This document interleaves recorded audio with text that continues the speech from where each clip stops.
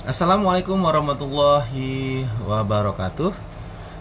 Baik, masih di seri networking.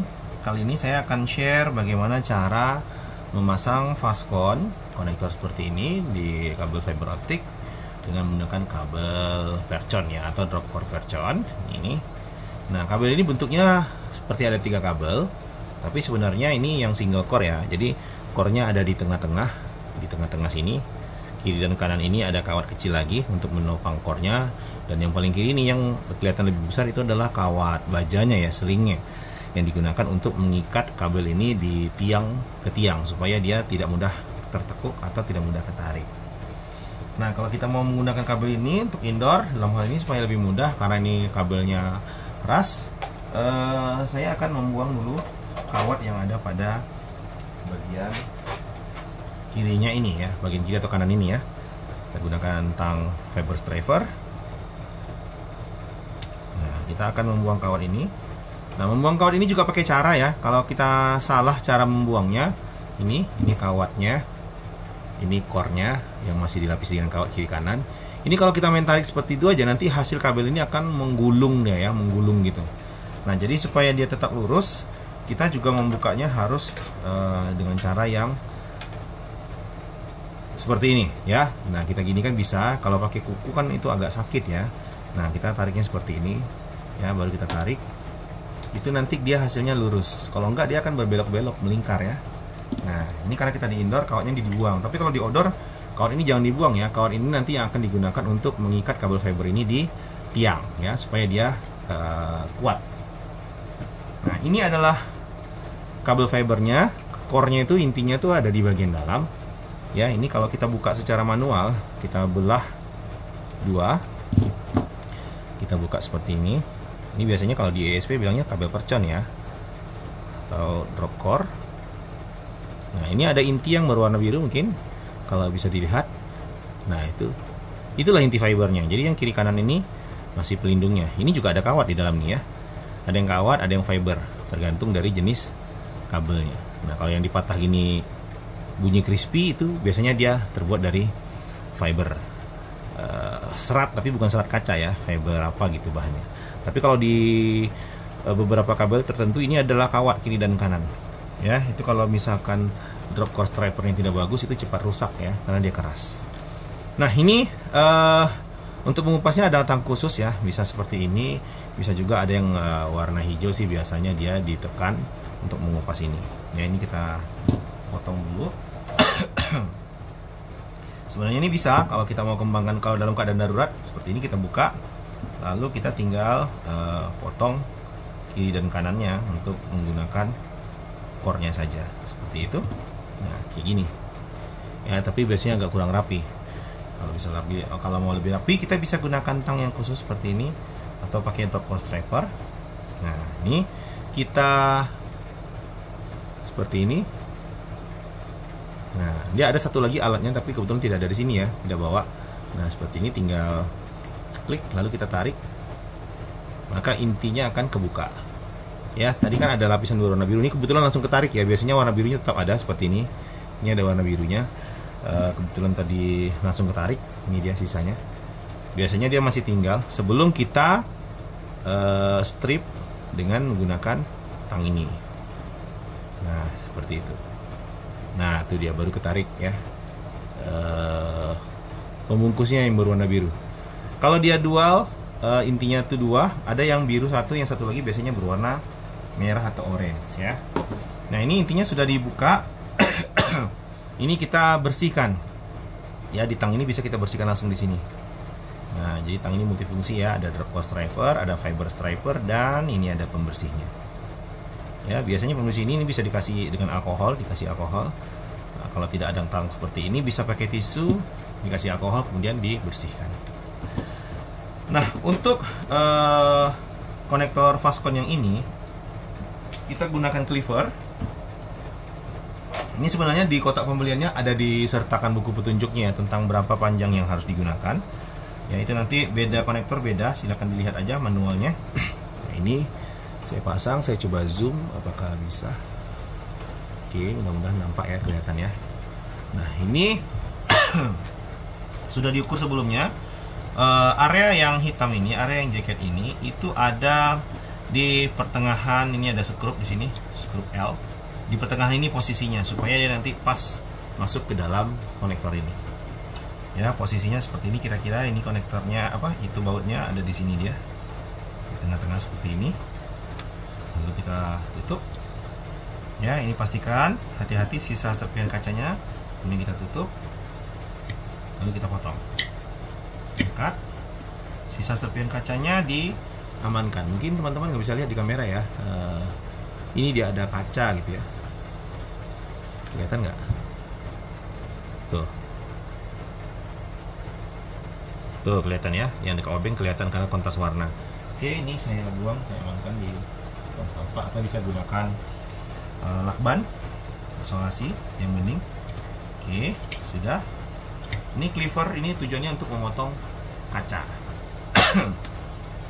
Nah, jika sudah pada konektor ini, ya, ini kita buka dulu pengencangnya yang belakang. Ini kita buka. Ini kita masukin. Sebetulnya tadi harusnya sebelum dikupas kita masukin ya. Karena ini rawan terantuk. Karena ujung fiber ini kalau terantuk, kadang-kadang kabelnya cacat. Ya, nah sekarang ini kita sorong. Tuh, mudah-mudahan teman-teman bisa lihat. Ini kita sorong, masukkan ke area yang warna kuning kalau di konektor yang ini ya. Ada lagi konektor buaya namanya, beda caranya. Ya, oke, kita masukkan. Kita masukkan lagi sampai batas yang sudah ditentukan oleh konektor ini. Nah, kalau kabel fibernya sudah agak melengkung, mungkin teman-teman nggak bisa lihat di kamera ya. Ini kalau pas kita dorong, karena dia sudah mentok, dia akan melengkung, akan seperti bending gitu. Berarti itu sudah sampai ke ujung. Lalu kita tahan, kita sorong, ya. Kita sorong ini, kita putar, kita kencangkan. Nah, untuk mengkonfirmasi apakah ini berhasil, ntar saya zoom out lagi. Nah, ini kita buka ujungnya penutup lensa fibernya. Lalu kita gunakan dengan VFL ataupun namanya Visual Fault Locator. Nah, ini cahaya laser ya. Saya nggak lihatkan ke handphone ya, itu dia laser. Nah, kita matikan dulu. Kita pasang. Kemudian kita pancarkan laser. Dan kita lihat di ujung yang satunya lagi. Ini ujung yang satunya. Mungkin teman-teman bisa lihat sekilas ya. Nah, ini nggak begitu terlihatan kalau di kamera, tapi saya akan potong ini dulu karena dia masih di dalam kabel. Ini kita akan potong. Mungkin agak sedikit kelihatan merah ya, atau karena lampunya nyala. Saya coba matikan lampu. Nah, itu dia. Tuh, teman-teman bisa lihat. Sudah ada cahayanya. Oke. Nah, saya nyalakan lagi lampunya.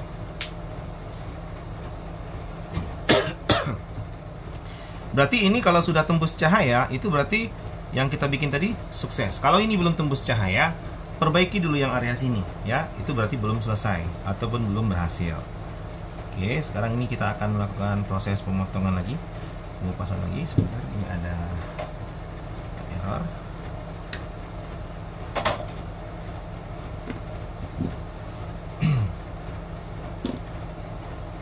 Sampah fiber ini harus hati-hati ya, khususnya sampah potongan kacanya. Jangan sampai sembarangan. Oke, ini kita kupas lagi. Oke, kita akan melakukan pengupasan lagi untuk konektor yang sisi satunya. Nah, yang ini area warna birunya masih banyak ya, belum terkupas sempurna. Oke, ini saya zoom in lagi biar lebih dekat. Nah, ini kita stripe lagi. Tadi kita gunakan yang ini. Kalau untuk yang core-nya kita gunakan yang ini, yang paling kecil, nomor 3 biasanya. Kita kupas perlahan. Oke, kita kupas 2-3 kali sampai bersih.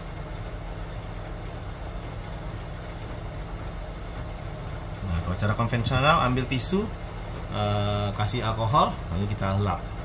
Kalau di sini kebetulan sudah ada nih pembersihnya langsung. Kita bersihkan sekitar 2-3 kali usap.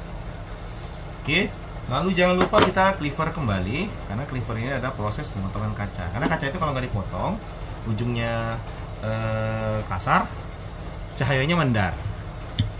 Ya, mendar cahayanya itu berarti nggak bagus, tidak fokus cahayanya. Oke, ini ada di area tengah-tengah dari baut ini ya, itu sudah diukur.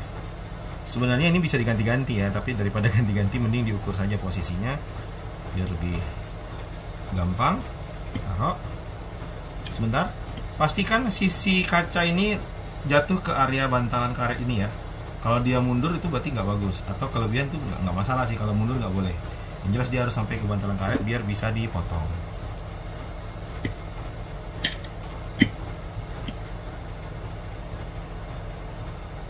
Nah, sudah.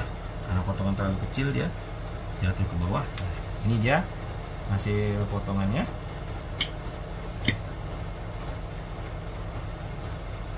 Oke, kita coba matikan lampunya dulu.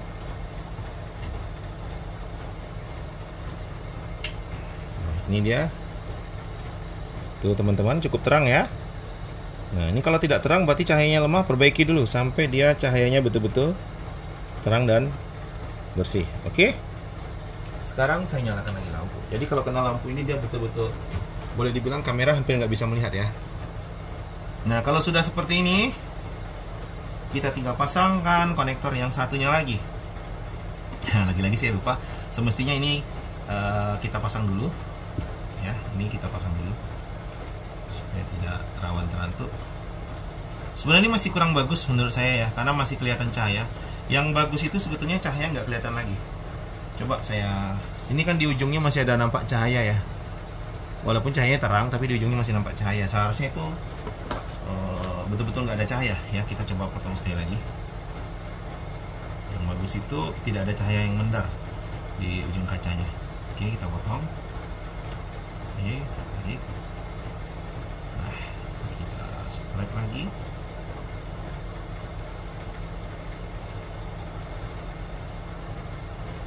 Oke, kita bersihkan. Kita cleaver lagi. Jadi tadi terlalu pendek saya motong ya, sehingga pecahan kacanya tidak sempurna.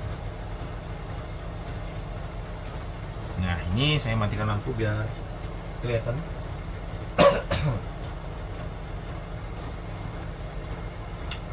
Oke, itu ya teman-teman ya. Jadi sepanjang kabel core fibernya itu ada cahaya. Seharusnya ini kan cahaya ngumpul di sini tadi ya.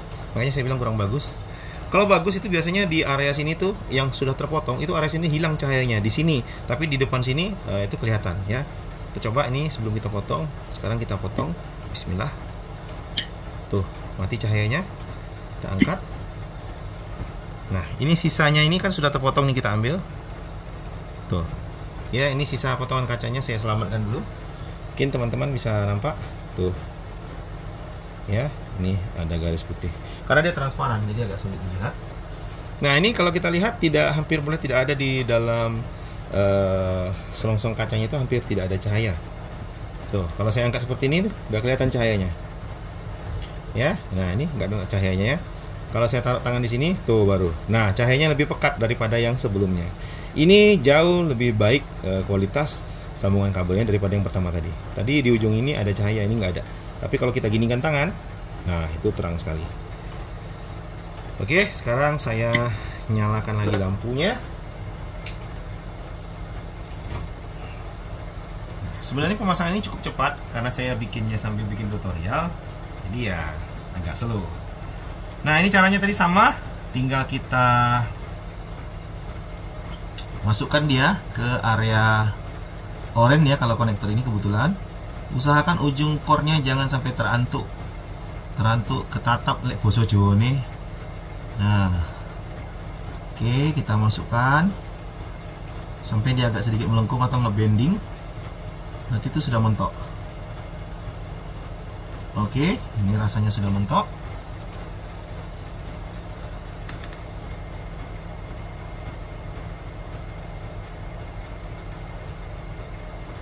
Sambil diatur cahayanya, siapa tahu cahayanya kurang kontras, kurang pekat. Ya, oke. Nah, ini sengaja saya agak tutupi sedikit dengan cahaya dengan tangan supaya cahayanya bisa fokus. Kalau sudah dikencangkan,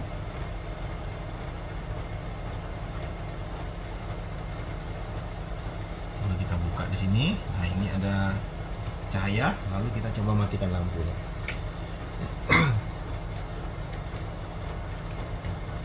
Nah, ini cahayanya di ujung konektornya sudah tembus.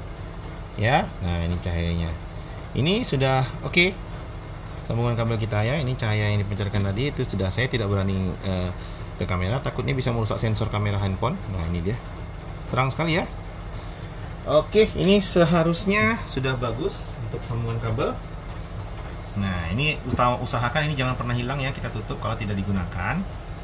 Ini kita kencangkan lagi, lalu ini kita cabut. Nah, seperti itulah cara pemasangan. Saya zoom out lagi. Cara pemasangan konektor fiber optik ya, atau sering disebut ini dengan konektor mekanik, atau ada juga yang disebut dengan fastcon ya. Konektor yang sifatnya manual, sama seperti kabel UTP tadi, tapi ini kabelnya kabel fiber. Kabel UTP tadi konektornya RJ45. Kalau kabel koaksial itu konektornya BNC, kalau kabel fiber optik itu konektornya ini. Ini kebetulan kalau tidak salah saya tipenya tipe SC. Jadi banyak ya jenis konektor fiber optik ini. Ini kalau tidak salah ini namanya konektor SC. Nah, kalau sudah seperti ini bisa kita gunakan kabelnya, apakah itu untuk jumper atau untuk yang lain. Ya, nanti kita akan coba uji kabel ini dengan menggunakan sebuah alat OLT namanya ya. Kita cek redamannya. Oke, nanti kita akan lanjutkan video berikutnya. Itu tadi cara gampang memasang fastcon ataupun konektor mekanik ataupun konektor manual ini, SC konektor, pada kabel fiber optik atau percon drop core. Terima kasih sudah menonton video ini, semoga bermanfaat. Jangan lupa like, subscribe, and share. Terima kasih. Selamat malam. Assalamualaikum warahmatullahi wabarakatuh.